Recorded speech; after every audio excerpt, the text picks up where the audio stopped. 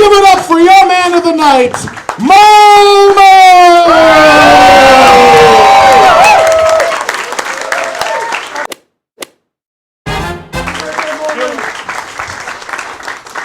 Dude, thank you so much for being here. Oh my God, this is an amazing crowd. My name's Stephen Mollman. A lot of people now just call me Mollman. And now apparently Mole Person. People look at me, they're like, what is that? Is that like a snail or like what? I used to think I was like manly as fuck, you know what I mean? I used to think I was like hard, right? Well, I'm gay, but I thought I was like Brokeback Mountain gay. And that's true, but that's just scoliosis. So we're gonna move on from that. And I'm new to the peen scene, man. I've only been out of the closet for like 3 years. Yeah, the peen scene. Yeah. I'm new to the peen scene. Basically, for the longest time, like I always had crushes on men, but I wouldn't want to sleep with them or whatever, right? So basically, up until like a few years ago, I would look at men like they're exotic supercars. I would look at them and I'd be like, damn, look at those curves. But also, you'll never see me inside of one.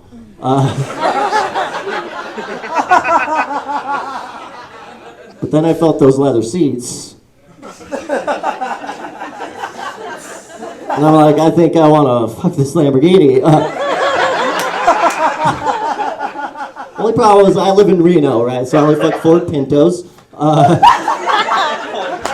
Yeah. Hit them from the back and they explode.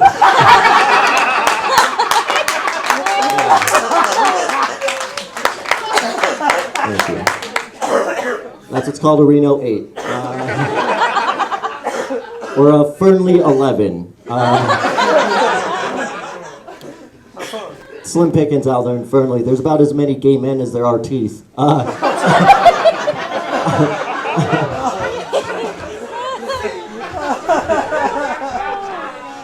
It's not always a bad thing, though. Some situations, it's actually better. We're not going to explain all that. I got to love with you, though. I actually kind of lied to you. I'm not gay. I'm bisexual. Yeah. Well, the reason why I say I'm gay, because it's just funny. It just is. It's a better punchline. Until society evolves, until funny, like bisexuality is funny, I gotta start saying I'm gay. I don't make the rules. I just tell jokes. But I have to correct myself now, right? Because a couple weeks ago, a guy came up to me after a show. He's like, Mollman, you're not gay. You fucked my sister. So now I got to correct myself.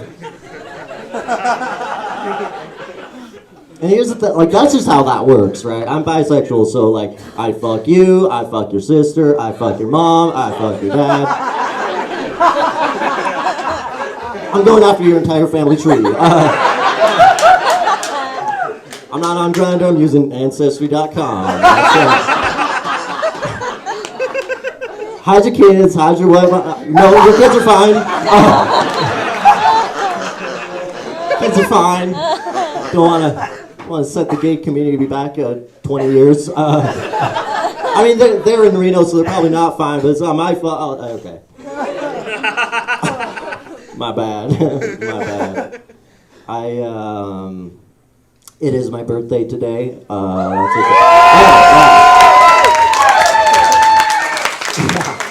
Yeah, I share a birthday with Terrell Owens, Aaron Carter, and Pearl Harbor, so it's a disaster from the start.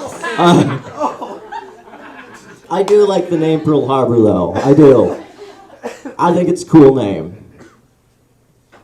I think, because I was born on that day, that would be a really good porn star name for me. Right? That's fair. Every single video I would be in would be just a bunch of Japanese people going down on me on the beach. Kamikaze. All right. Stupid. So stupid. Has anyone ever been to a glory hole before? I'm getting right down the room here. Not a single person. No glory. One person in the back going, yeah! You know me, man! After the show, it's glory hole o'clock.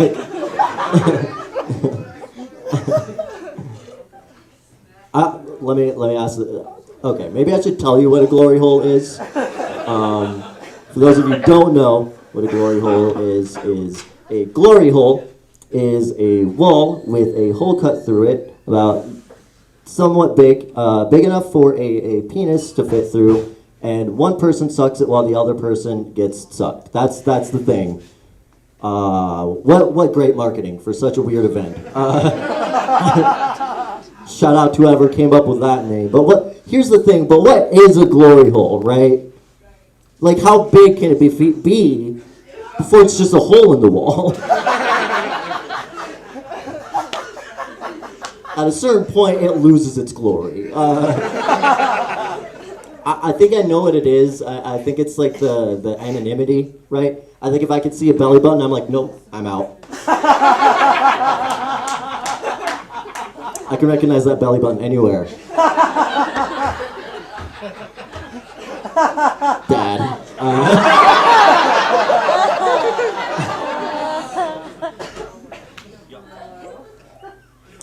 I remember I did some research for this bit, and I went there. I was there for 20 minutes and no one showed up, so I just like peed. If it's on the other side of the wall, it's not my problem, you know?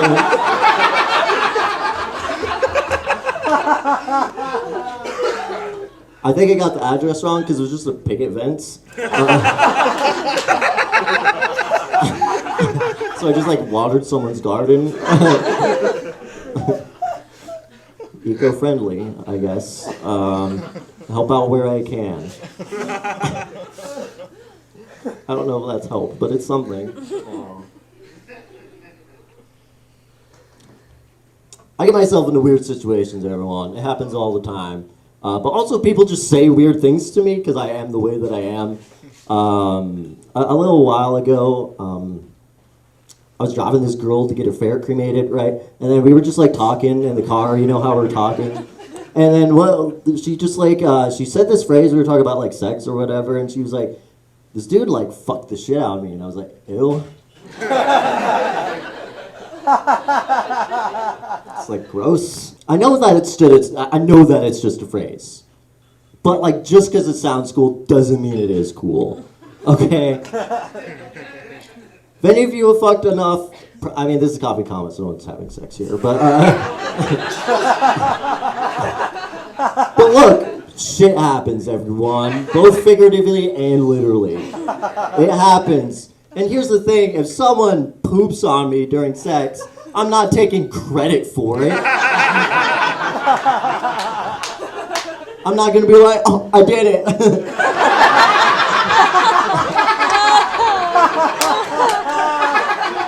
Can't find the clip, but I did this. I have a lot of questions if someone's shitting on me during sex. First question, are you on drugs, right? If I'm having sex with you, I should probably know, but sometimes drug addicts are sneaky, you know what I mean? Mushrooms, they give you a loose butthole. I don't know if you know this, but they do. We'll get into that later. But anyways. But also, next question, I am 90 pounds. I need to be fed. You obviously just ate. If I'm fucking you, I have to eat, otherwise I'm fainting.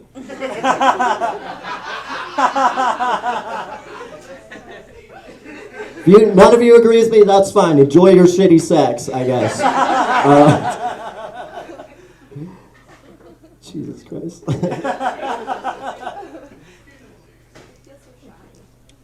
You feel shy? That's a weird thing to hear from your sister-in-law. I'll take it.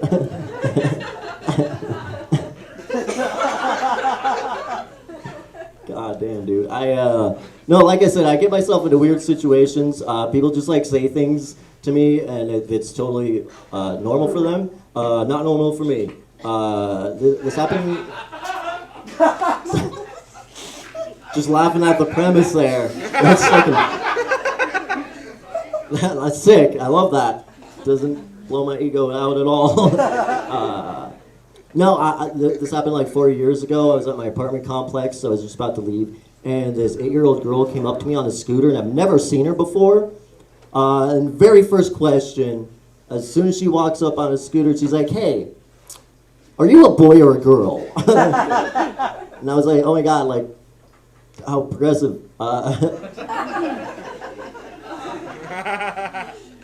I was honest with her. I was a little weirded out, but I was honest with her. I was like, well, I'm a boy. I'm a man. I'm a man. I'm a man. Broke back, mountain, am tough. All right. I was like, I'm a boy, man. I'm a whatever. And then her next question, which I don't know why that was her next question. She was like, oh, okay. Are you a YouTuber? I don't know why that was the follow-up question. I read a while ago that Nevada's education is ranked like 50th out of 50 or whatever. And didn't believe it, and then this girl came through, and I'm like, okay, got it. Seen it firsthand. I told her I'm not a YouTuber, I'm a comedian, and then she just said, oh, well, you kind of suck then, and just scooted away. She got me, everyone. Props to her, dude. This happened a few months after that. I was at Playfield 76, barcade. I was just sitting there playing Tetris, and this really intoxicated woman comes up to me. She just like puts her hand on my shoulder, and she was like, hey, are you a transgender lesbian, or are you a gay man?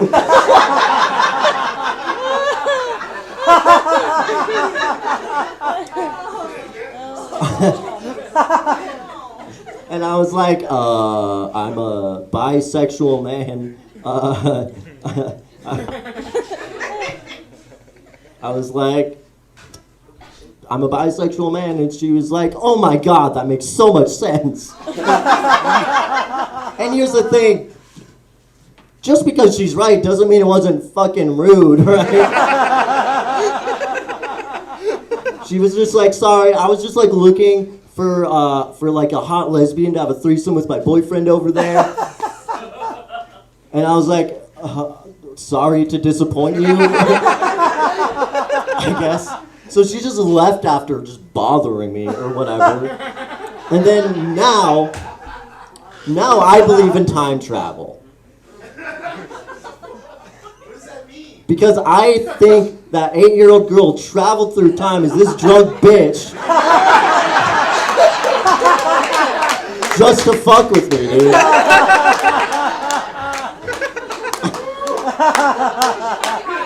damn it, dude.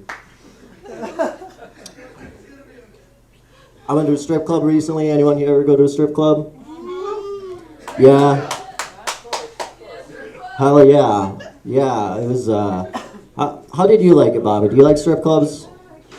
They're fun? I got some 2-for-1 drink coupons that I can give you. So I went to the strip club. The plan wasn't to go to the strip club. It was just 2 in the morning, and I was a little high off of weed, and I just wanted sushi. Turns out the only place to get sushi at 2 in the morning is the men's club. And honestly, it's amazing, everyone. You get DoorDash food from the strip club. It's true. Fucking crazy, dude. What a world we live in. But you can't DoorDash strippers? What the fuck is going on with that? I want my favorite stripper, Sprinkles, to bring me donuts from Dunkin' Donuts. Right? I would give her a good tip. Financially. I was at the it was really weird. I was really uncomfortable because I don't drink anymore. So I was sober at a strip club. I was like, do I have to relapse here? Like, this is weird. I was there for 3 hours on a Sunday night. I spent $300 on sushi. What? And I didn't get asked for a lap dance once, dude. How the fuck am I the one going to a strip club and getting my feelings hurt, dude?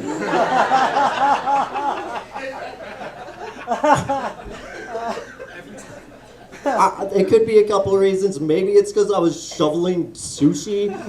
I wasn't even using chopsticks. I was just like, just fucking a feral animal. Just shoveling sushi in my mouth. I wasn't looking at any of the women because I'm gay, right? So I was just looking at the walls. I was just like, damn, this interior design is sick. No. Maybe that's why I didn't get approached, but also like I got really pointy knees. I don't think there's a lot of women looking to twerk on my lap and get a BBL blown out, you know? There's a perfectly fat, wealthy man in the corner with comfortable knees, I guess. And he doesn't have sushi fingers, so... Like I said, I get myself in real weird situations that I probably don't have any business doing. This happened when I was newly sober. When you're sober, at least from alcohol or what... Before I get to this story, actually, I don't know if you know what it's like to be an addict, but here's the thing. I've been sober for about 2.5 years, right? Thank you. And I was in sober living for a bit. Like, if you don't know what it's like, basically, even when you get sober, you don't like stop being an addict. You just kind of change what your addiction is. You just kind of move what your addictive personality is, right? So I was in sober living for a bit. I'm friends with like a lot of former crack addicts. You know what they do once they get sober, once crack addicts do? They just run. They just keep running until they're too tired to buy crack. That's what they do. And the problem, right, is crack is really good, so they relapse all the time. And so they're just running everywhere, buying crack all the time. It's like some fucked up Sonic the Hedgehog, dude. Speed on speed, I guess. I don't know. I used to do like shots of tequila. Tequila was my shit, and I changed my addiction to bad mobile games and energy drinks. Right? I just need like some type of poison down my throat. You know what I mean? And like I said, it used to be tequila, but the problem with tequila is I would start getting drunk at 2 a.m. and messaging congresswomen on Instagram. Do you know what it's like to get ghosted by a congresswoman? I got ghosted by AOC on Instagram, dude.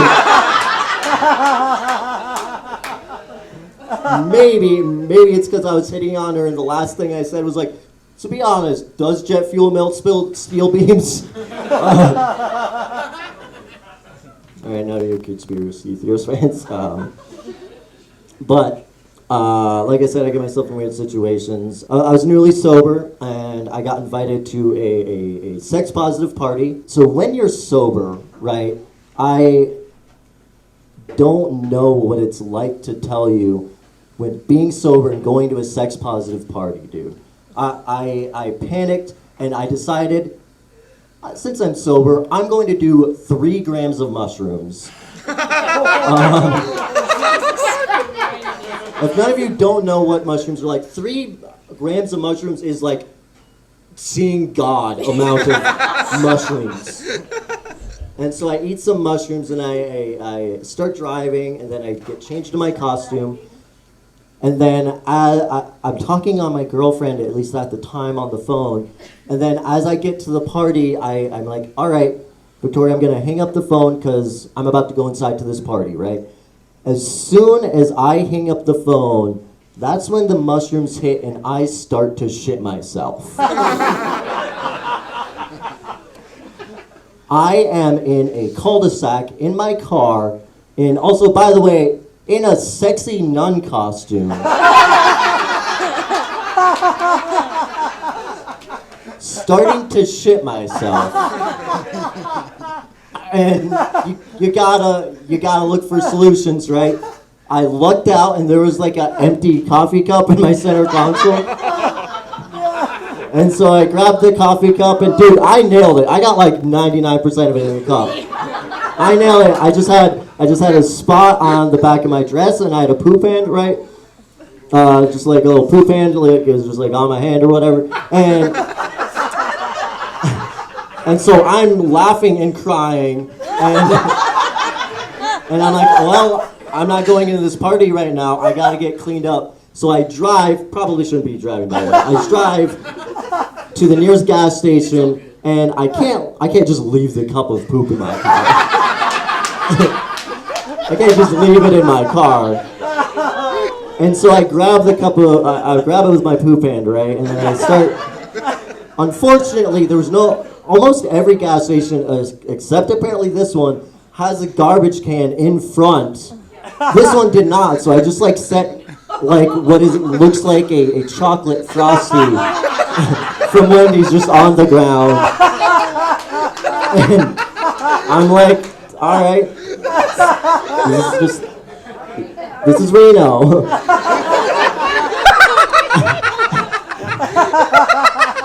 And so I walk in, this dress doesn't have any pockets, so I've got everything in my hands. Eyes probably dilated as fucking in costume. And I walk in and I ask the gas station clerk, hey, do you have any bathrooms? And they said no. And I'm like, all right, sick. Probably not holding it together, but I think I'm holding it together. And so in my brain, I'm like, I have to buy something. I can't just like walk in and not buy something. That's that Midwestern kindness that you just can't shake. It's just like, so I see something colorful and in this 5-hour energy, I'm like, this will level me out. This will sober me up, caffeine, at 9 p.m. So I grab it with my poop hand, right, and I buy it.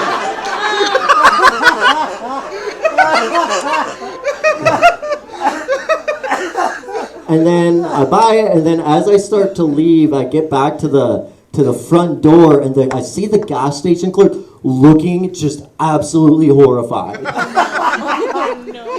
And I think it's because I left the 5-hour energy on the counter immediately after I bought it, but he looks down and I look down. Oh, no.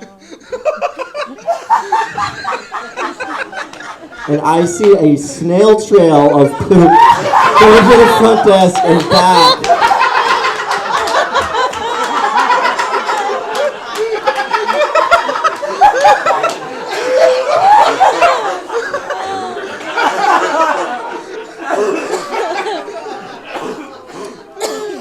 And so then I look up at him and he looks up at me for the longest second that has ever existed.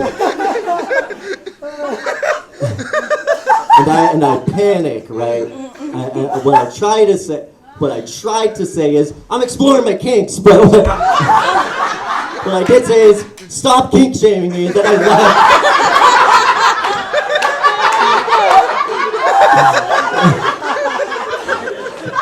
Oh,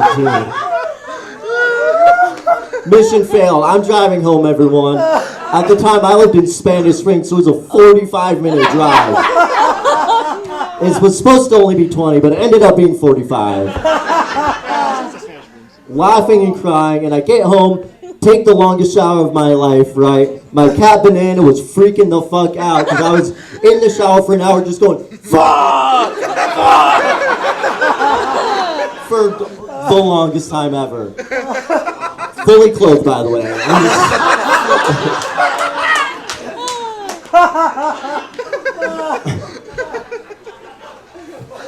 So I leave the clothes in the shower, I fall asleep, naked. What if I have another accident? And then I wake up and my girlfriend wakes up with me calling her. So that's how she wakes me up. She's like, hey, I heard you had a bad night. I got a present for you.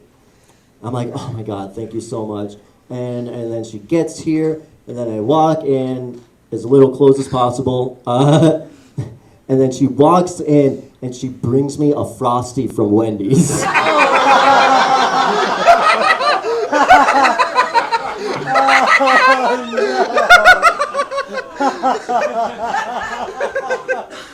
Oh, God. So I'm single now.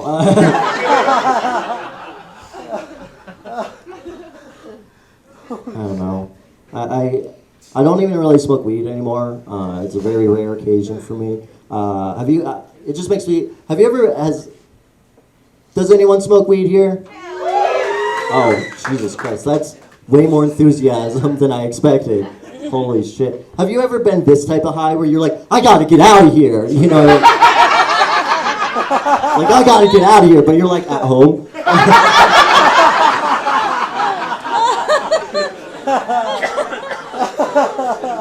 This happened a little while ago. I had a high thought that everyone has every once in a while, and I had the high thought, do my arms taste the same?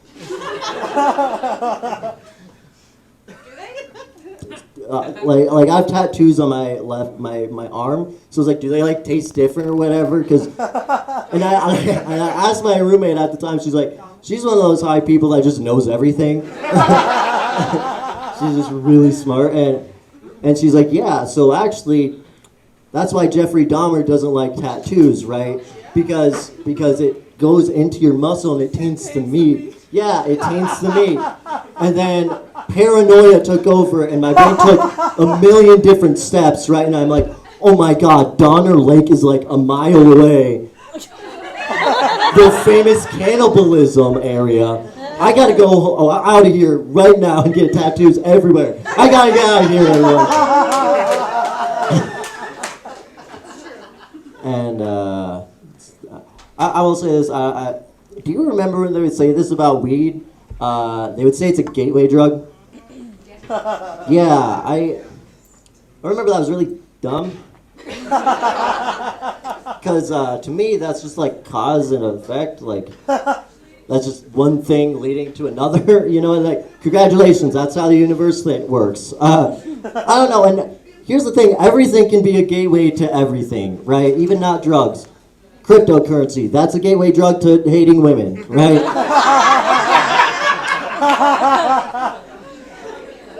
Even harder drugs are gateways, right?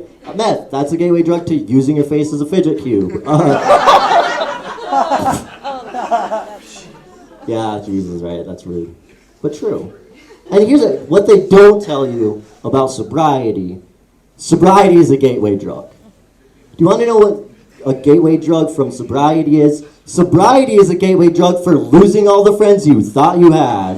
Yeah, that's right. Turns out all those drinking buddies weren't really your buddies, because I remember walking in on day 5 into a comedy club at a bar. As soon as I walk in, one guy was just like, you know what, fuck you, queer.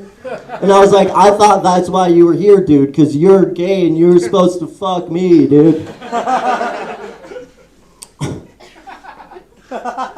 And it's just disingenuous framing, right? Anyone who knows anything about addiction, right, is it comes from someplace deeper, like a sadness, comes from like a void. Drugs aren't the source of the issue, right? If I'm going to be honest with you about my alcoholism, weed wasn't my gateway drug to alcoholism. You want to know what my gateway drug to alcoholism was? It was being born dead, right? It was fucking coming out of the closet at age 27. It was shitting myself in a nun costume. It's everything, man. Just everything replaying in my head over and over and over again. Just telling me, Steven, chop off your dick, right? That's what it's telling me. Chop off your dick. And so then I finally just take a sip of beer and like, finally, don't want to chop off my dick anymore. I just want to go to a glory hole.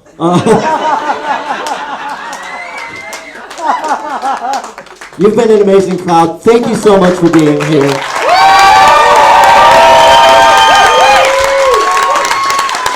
Give it up for all of the comedians before me. Give it up for the baristas.